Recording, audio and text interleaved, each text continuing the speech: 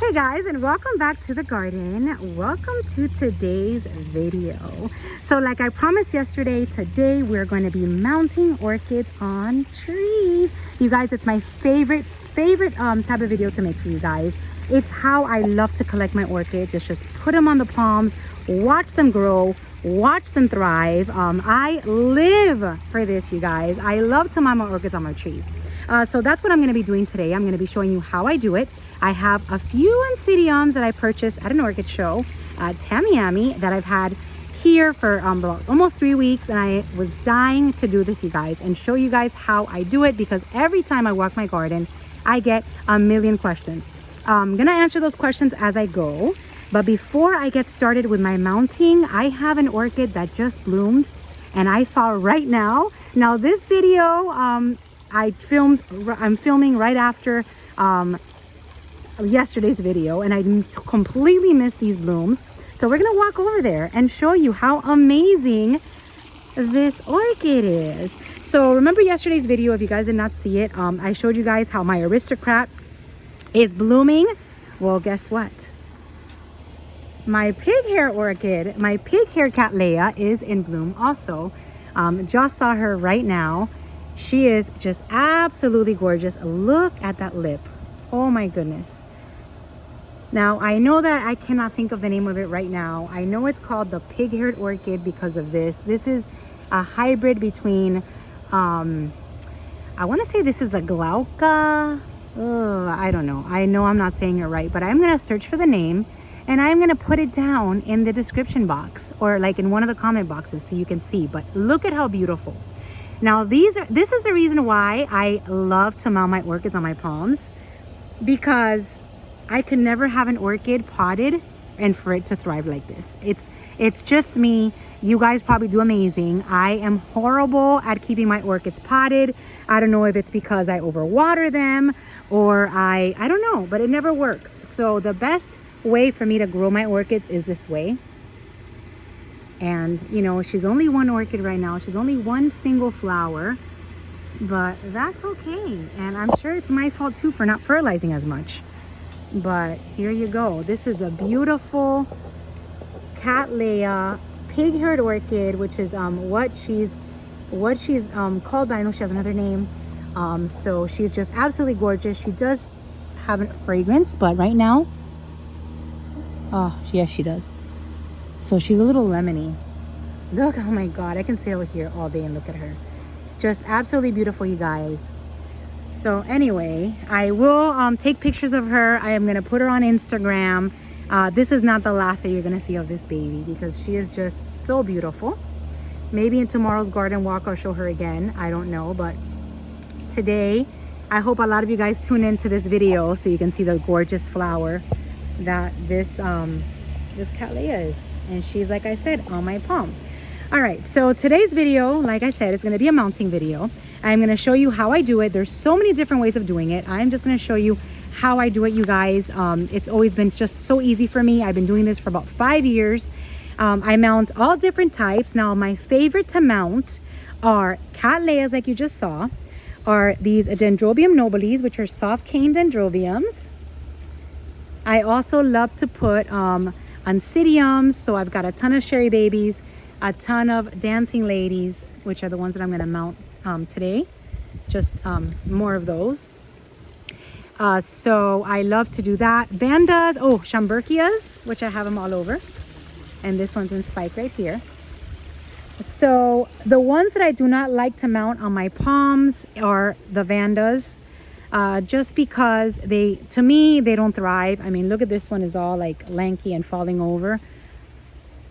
And some don't bloom. You know why? Because, and I know probably why they don't thrive for me, is because I don't water them as much. So anything that's on my palm, which is another thing I wanted to discuss with you guys, I hardly water. I water my orchid section, and I know I should water these guys more often, but you know, I just don't. And because of that, my Vandas don't love it out here. This is my Vanda Von Venture. They don't love it out here. I need to keep them somewhere like aside, like in my orchid section, where I do water all the time. So my Vandas do better out there. Everything else does better mounted. I've got hard cane dendrobiums. that do amazing. Also, I did start collecting, when I started 5 years ago, I did start with phals, and I had them all over my yard, you guys. I had them in every single tree, and I had hundreds. But what happens with a phalaenopsis is that it's just too much sun for them. So they've been relocated to my orchid section, and I put them in some baskets. Some of them are on trees. But out here, when you have full sun, which is what this area is, you don't want to put just phals directly in the sun, because their leaves will start frying and they'll bloom for you. They'll do great for a few years, but then eventually they'll just kind of die off, which is what happened to me. So I kind of stay away from mounting phals out here. I do put them, like I said, in my orchid section, and then I've started to put some under my rubellini tree. So, and they seem to like it better because they don't get as much sun over here. This is just like the afternoon sun that they're getting. It's not that all day, you know, beaming sun, just direct sun on them. So these seem to do okay down here in the rubellini tree. And then I have some maxillarias over here. Aside from, like I told you, dendrobiums, cattleyas, oncidiums. Love, love, love the full sun, which is where I'm going to be mounting today. And I'm going to be showing you what I'm going to be using. Just wanted to cover a few of your questions. So you guys also asked, is there a certain place, is there a certain placement on the palm that's best for them? So it's always better to kind of start acclimating them before you kind of plop them and put them in the direct sun. Depending on the type of orchid that you're going to be attaching, Schomburgkias love full sun. If I take them away from an area that's full sun, they will never bloom for me. See right here, these Schomburgkias, I did relocate them, if you guys remember. I had all of these in my oak tree, which is all the way over here. It was getting a ton of shade. I took it off, I yanked it off. There's a video on that, you guys. And I put it over here where they're getting full sun. And not even a month went by and I was already starting to spike. The Schomburgkias were starting to flower. They were happy here. They were on that oak tree for 5 years and nothing ever happened. Here in full sun, they couldn't be happier. So there's some orchids that love the full sun, and there's other ones that you might want to place them somewhere away from the full sun, and then little by little they'll acclimate, and then you'll be okay. Oncidiums love it. Cattleyas, I wouldn't put them in the direct sun right away. I wouldn't put anything in the direct sun right away. You always want to acclimate things little by little. But the Schomburgkias love full sun. Cattleyas, they like the sun, but kind of place it in a way where they're not in the full sun. I've never had an issue with my dendrobiums. So dendrobiums can go ahead and get full sun. And the oncidiums, what did I already say? Oncidiums, they thrive anywhere they are. You see, these are in full sun, they're happy, and they bloom. Now, before I get started, let me also show you really quick. These cattleyas, I showed them in other videos this week. But I really wanted to show you, these do amazing on this rubellini. They bloom non-stop. Here I've got 3 more buds ready to open. There you go. Forgot the name of this one. I did mention it to you in a few videos ago, but these love it, you guys. They are in a shaded part of this rubellini tree. They get the morning sun and that's it. But look at how pretty how this flower, it opens up really pink and then turns into this really nice peachy color. I love that. There's like a bunch of pollen on here, but this one's a little bit older. It's a little bit more peach, and then this one here is a more pink color, and then I'm getting new ones. So there's many different trees that you can mount them on. As you can see, I have different trees in my garden. Another question you guys have, this is the rubellini tree. This has a bunch of like this stuff here. I don't know what it's called, but the bark is very like hairy. And you want to mount, when you mount them, you want to kind of really give them a tight wrap, because they will fall. If you don't do it tight enough, it's going to fall off with all that chunky stuff, which I don't know the name of, but you guys probably do, and you guys will probably let me know, but I don't, so I'll call it chunky stuff. You want to give it a really nice wrap, because you see how I did that with the tie wraps. Like I said, there's no wrong way of doing this, you guys. As long as you get the orchids around the palm, eventually the roots are going to start grabbing on. I mean, look at that. This is all the roots from that cattleya. You see that, how they're they're kind of attaching to the actual bark, where these little husk things, you wanna tie them up really good, because if not, the whole orchid is gonna fall when that falls. So, all right, so that's that. So there's really no wrong way of doing this, you guys. Like you saw that the rubellini tree, they're thriving under here. They thrive on my Christmas palms. Anything that is textured, they do better on. So if you wanted to mount an orchid like on a royal palm that's very smooth, it's gonna take forever to attach, if it attaches. I've tried and I've had to remove them because it doesn't do well on like a royal palm, any flat surface. But any tree with surface, so any tree with texture, Christmas palms, gumbo limbos. I have a bunch of my gumbo limbo tree over there. So Christmas palms, gumbo limbos, coconut trees, mango trees, avocado trees, anything with texture, your orchids will love it. So if you're in an area that lets you, if you live somewhere where the climate is suitable for growing orchids outdoors year round, try this. It's amazing. I love it. There's nothing better than walking out here like with that cattleya over there and seeing those amazing blooms. At least for me, I love it. I love to just have them on my palms. Also because I kill everything that's in pots. So this helps a lot that I'm able to grow my orchids like this, because if not, I don't know what I'll do. But if you guys are in an area that has great climate and you can do this, go for it. Start with something that's easy, like an Oncidium or like an Dendrobium nobile, that you know for sure they're gonna love it, especially if you're somewhere a little bit in cold areas. Dendrobium nobiles, straight back, they love the cold temperatures. And yeah, so that's pretty much, I hope I covered everything, all your questions. I know I probably went a little bit off topic showing you guys all the different blooms like that cattleya over there, but hopefully it covered up most of your questions. As far as fertilizing and watering, they're the ones that get the least water and least fertilizer, because they get the morning dew, they get the rain when it rains, and they get the fertilizers from the trees. So when I remember, I fertilize them and water them. If it's been a long dry time, like in the winter, or we have a long dry spell in these months, in the first months, beginning of the year, I will come out here and water. If not, like during the summer, spring, they get plenty of water. So I just let them be. All right, well, let's get started with what this video is all about, which is about me getting these on my palms. So I was hoping my husband would come out here and hold the camera for me, but he went inside already. I was taking too long. The baby's already gone for the day, so now is like my time to be out here and kind of do my thing with my orchids. So let's see what I like to use to mount. Remember, you guys, there's no wrong way of doing it. You guys can all do it however you please, as long as you get that orchid tied up really, really well around your tree, okay? And you want to use something that disintegrates, or that's not so, you know what, use whatever makes you happy and whatever you have at home, because there's really no wrong way of doing it. I've seen so many different ways of mounting orchids that you guys can get really creative. I love to use this. I love to use knee highs. I know some of you guys criticize me. I don't care. It's easy. I find these at a grocery store, anywhere. I can order them on Amazon if I don't have them in the grocery store. But you know what? I love to use it. It's so easy. And I'm going to show you how easy it is, because I'm going to be doing it with one hand. So what you want to do is that I always like to use the nude color knee highs. These come in all different colors.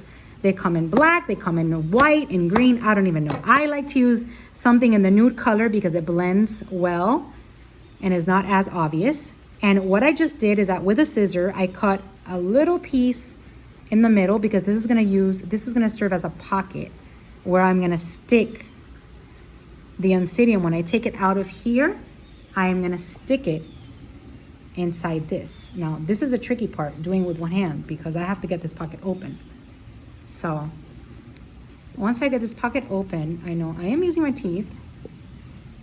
Once I get this pocket open, I'm gonna try to get all this media in here, just because at the beginning, when you mount them, you want them to stay a little moist. You don't wanna shock them immediately and just, keep them without any media. So I like to do it like that, and this is fresh. I just got this from the Orchid Show from Brethren. So everything that they use is very, look at the pretty Oncidium.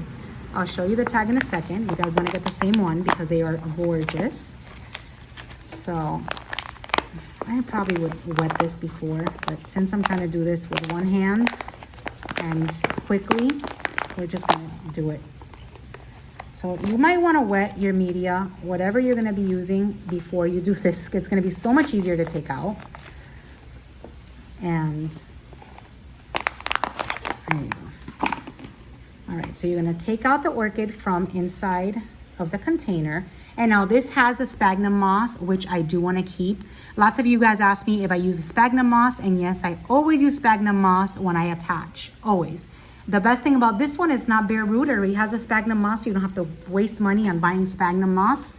Let me show you the tag before I forget. It's an Oncidium Sweet Sugar, $1 million. And I did pay $25 for each of these. I got a total of 10 at Tamiami.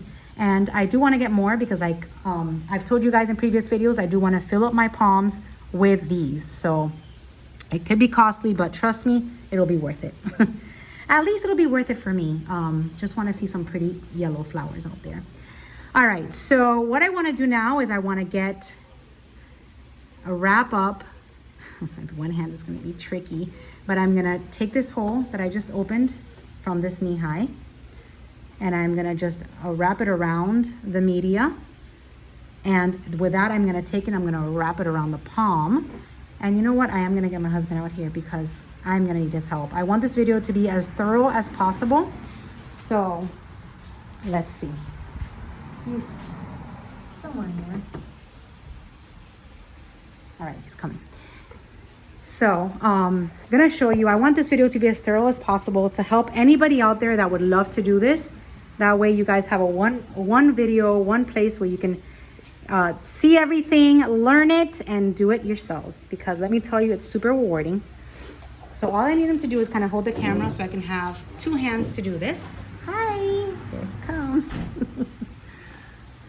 All right, honey, I just need you to hold the camera really quick just so I can wrap everything and walk it to the tree. Okay, just hold it right here. All right, my helper's here. Leave it right there. All right, free hands. All right, so like I said, you want to probably wet this. If this is even a little bit moist because I did water them a few days ago. So you want to keep the original sphagnum moss if it's in good condition. If it's not in good condition, get new sphagnum moss and kind of do a little ball around it. This way, when you get the knee high, you can very easily just, even with two hands, it could get a little tricky. But you see, you can just kind of wrap it around. Look at this, how amazing, you guys. This is the way I learned 5 years ago. And I don't care what I see out there. I don't, it doesn't matter what you guys tell me. This is for me, this is the easiest way. I mean, there's no better way. You put this against the tree, you wrap it around, and you're done. So I'm gonna take with me my tag. I'm gonna take some Spanish moss. Now this Spanish moss does grow in my garden. So I just pulled some from a few orchids, and I grabbed it because I do like to get the Spanish moss and put it out here so you don't see the pantyhose or the knee high.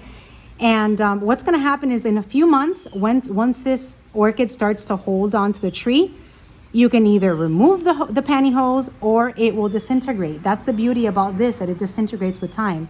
So in about a year, you can just kind of pull it and you're done with it. So let's go to the tree. Wait. Let's go to the tree. Let's walk on over.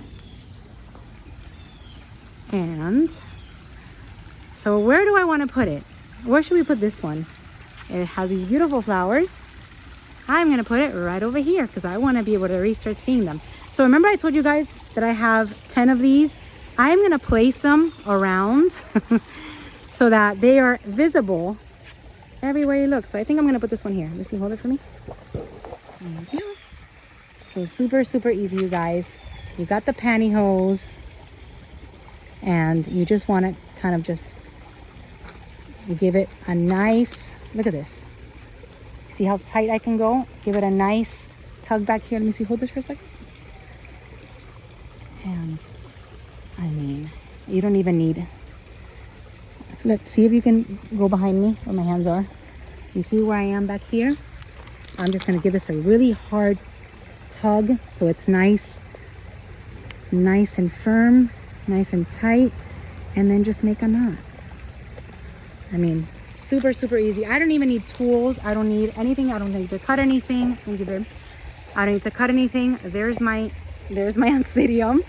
Here's my tag. I mean, you guys, I promise you, I always put the tags, but they fall out. I do this with every single orchid. I can never find the tags when I go see them. But anyways, the tag is here. Oh, I gotta take off that price. That's really tacky. I mean, the tag is okay, but price is not okay. All right, whatever. I'll do it. There he goes. Filled already. So anyway, you want to put the tag somewhere so you don't forget what it is. And then once you have it on, you want to just put the Spanish moss and kind of wrap it. I'll get more so that I can just put it everywhere and it'll look nice. You see how I have Spanish moss growing everywhere. So I kind of just pull. Look at that. I pull it and and this stuff will start multiplying. You guys, there's another question I get. Where do you get the Spanish moss or the hanging, I don't know what you guys call it. I've heard you guys call it hanging bushes. I don't even know. But this is called Spanish moss. So where I get my Spanish moss is from my trees. It multiplies like crazy. It's live Spanish moss. So you just get it and there you go. You hide the pantyhose if you don't like the pantyhose the way it looks. I don't, so I hide it. And then that's it. Yay! I'm so excited. My first Oncidium is on my palm that I purchased this year. See how pretty? So hopefully I will do all 10. It is getting a little bit late. The sun is starting to set. It's starting to come down. So hopefully by tomorrow's video or the next day's video, all of my Oncidiums will be on. Look at how pretty, you guys. And I promise you, these guys bloom year round. So this is why I decided to add all of these to the garden. And I'm very happy. So I hope you guys enjoyed today's video. Very excited to do this for you guys. Hopefully I was able to answer lots of your questions. If you have any questions, just leave in the comments and I will try to go in there and answer all of them. But look at how pretty. This is how I want my garden to look. Full of flowers for spring. So that's it, you guys. This is today's video. Thank you guys for watching. I will see you soon. Remember, next weekend, February 11th and 12th, is the Boca Raton Orchid Society's Orchid Show. Great show. You don't want to miss it. I will be there. So if you make it, stop by and say hello. I'll probably be walking around when you go to my booth, but it's okay. I don't take too long. I'll be back. If not, you can catch me walking around if I'm not in my booth, and just go and say hi. So that's it, you guys. Thank you for watching. Have a good one. Bye.